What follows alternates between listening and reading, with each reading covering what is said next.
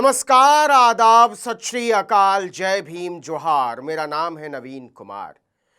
भाजपा का एक मुख्यमंत्री 1000 करोड़ की घपलेबाजी में घिरा हुआ है, लेकिन कहते हैं कि भाजपा का भ्रष्ट भी भगवान होता है। वरना जिसे जेल में होना चाहिए था, जिसके खिलाफ सीबीआई से लेकर इनकम टैक्स और ईडी जैसी एजेंसियों को धावा बोल देना चाहिए था, वो आरती न उतार रही होती। लेकिन जैसा कि शुरू में कहा, भाजपा का भ्रष्ट भी भगवान होता है। जिन मामलों में इसी भाजपा के लिए कठपुतली की तरह नाचने वाली एजेंसियों ने हेमंत सोरेन को मुख्यमंत्री की कुर्सी से उतारकर जेल में डाल दिया था, उससे कहीं ज्यादा संगीन मामले में नरेंद्र मोदी अरुणाचल के मुख्यमंत्री के आगे नतमस्तक नजर आते हैं। भाजपा के इस मुख्यमंत्री के भाई भतीजेवाद की कीमत है 1200 करोड़ रुपए से भी ज्यादा।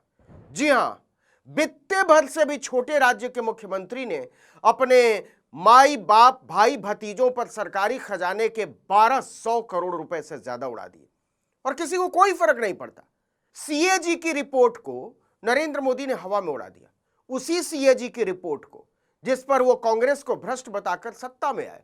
नतीजा, अरुणाचल प्रदेश के संगठनों अरुणाचल सेना और सेव मोन रीजन फाउंडेशन को सुप्रीम कोर्ट में याचिका लगानी पड़ी कि जांच तो करो।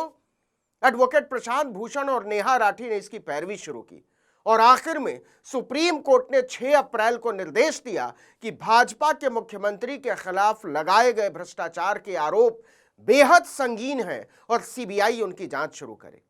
आरोप है कि अरुणाचल प्रदेश के मुख्यमंत्री पेमा खांडू ने सारे नियम कानूनों और नैतिकता को सूली पर चढ़ाकर दिसंबर 2025 तक 10 वर्षों में 1270 करोड़ रुपए के सार्वजनिक ठेके अपने परिवार के लोगों को दिए। सीधे हितों के टकराव में जस्टिस विक्रम नाथ और जस्टिस संदीप मेहता की पीठ ने सीबीआई को अगले 16 हफ्ते के भीतर अपनी जांच की विस्तृत स्टेटस रिपोर्ट पेश करने का आदेश दिया।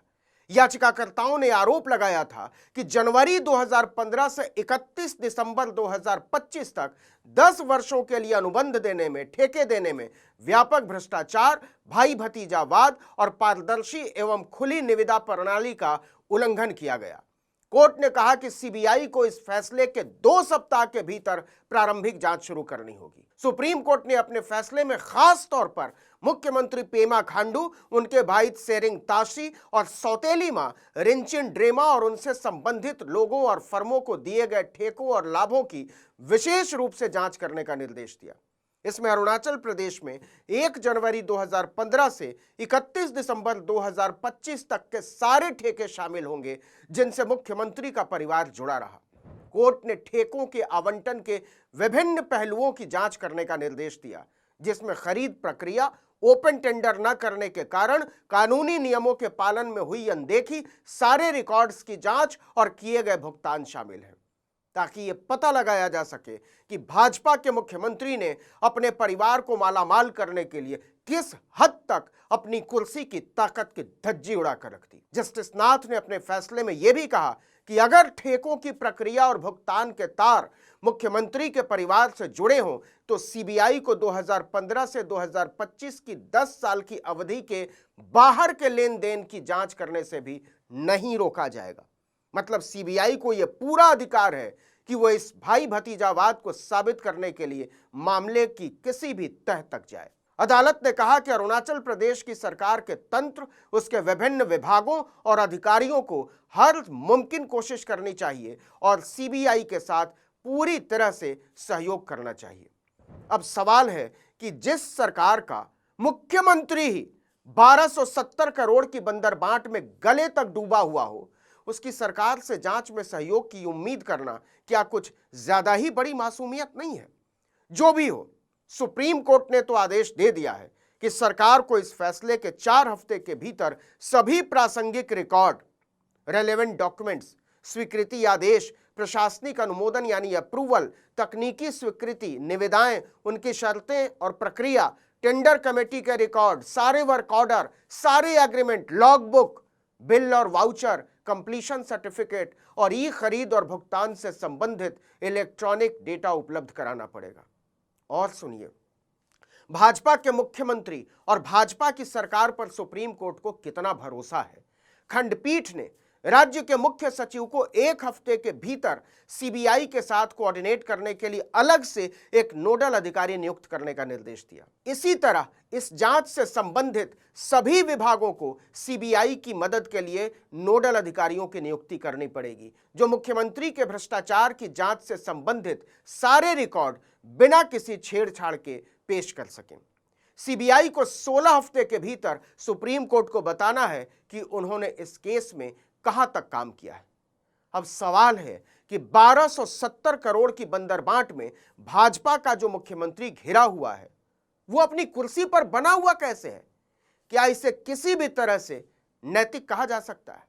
यकीन मानिए, किसी गैर भाजपा शासित राज्य का मुख्यमंत्री 1200 करोड़ तो छोड़िए, 12 करोड़ के घपले की जांच में भी घिरा होता ना, तो यही सीबीआई, इनकम टैक्स और ईडी वाले उसे मुख्यमंत्री निवास से घसीट कर जेल में डाल चुके होते। लेकिन ऐसे ही नहीं कहते कि भाजपा का मुख्यमंत्री भ्रष्ट भी है तो भगवान है। देखिए, पेमा खांडू का इतिहास भी बड़ा मार्मिक है, बहुत ही दारुण, भीषण। जब वो पहली बार 17 जुलाई 2016 को मुख्यमंत्री बने थे, तब कांग्रेस पार्टी के नेता हुआ करते थे और उन्हें मुख्यमंत्री बनाने वाली थी सोनिया गांधी। 60 सीटों वाली विधानसभा में कांग्रेस के 44 विधायक जीत कर आए थे। सोनिया जिसे चाहती मुख्यमंत्री बना देती, जैसे बीजेपी ने राजस्थान में भजन लाल को बना दिया, मध्य प्रदेश में मोहन यादव को बना दिया, या दिल्ली में रेखा गुप्ता को बना दिया। लेकिन सोनिया गांधी ने वरिष्ठता का ध्यान रखते हुए पेमा खांडू को मुख्यमंत्री बनाया। उस विधानसभा में बीजेपी को केवल 11 सीटें मिली थी, लेकिन मुख्यमंत्री बनते ही पेमा खांडू के चाल ढाल बदल गए। केवल 2 महीने बाद, यानी सितंबर 2016 में, उन्होंने कांग्रेस तोड़ दी और पीपल्स पार्टी ऑफ अरुणाचल में शामिल हो गए। 44 में से 42 विधायक कांग्रेस के पेमा खांडू के पीछे पीछे चले गए। नतीजा, जिस पीपीए के केवल 5 विधायक थे, उसकी सरकार बन गई। यह भी ऐतिहासिक था कि 5 विधायकों वाली पार्टी में किसी नेशनल पार्टी के 42 विधायक शामिल हो जाए। लेकिन पेमा खांडू का मकसद कुछ और ही था। उनके पतन का एक बड़ा अध्याय अभी बाकी था। दिसंबर 2016 में वो सारे विधायकों को लेकर भारतीय जनता पार्टी में शामिल हो गए। तो 5 महीने के भीतर पेमा खांडू ने 3 बार मुख्यमंत्री पद की शपथ ली, और तीनों बार 3 अलग अलग दलों से। इसके बाद से वो लगातार सत्ता में बने हुए हैं। 2019 में फिर से मुख्यमंत्री बने और 2024 में तीसरी बार शपथ ली। और जिस दिन पहली बार शपथ ली थी, उसी दिन से भाईचारे के विकास में लगे हुए थे। यहां भाईचारे से मतलब भाई को सरकारी खजाने का चारा खिलाने से है। भाजपा के इस हसीन भाईचारे के लिए आप नॉन बायोलॉजिकल महामानव नरेंद्र दामोदर दास मोदी को बधाई दे सकते हैं।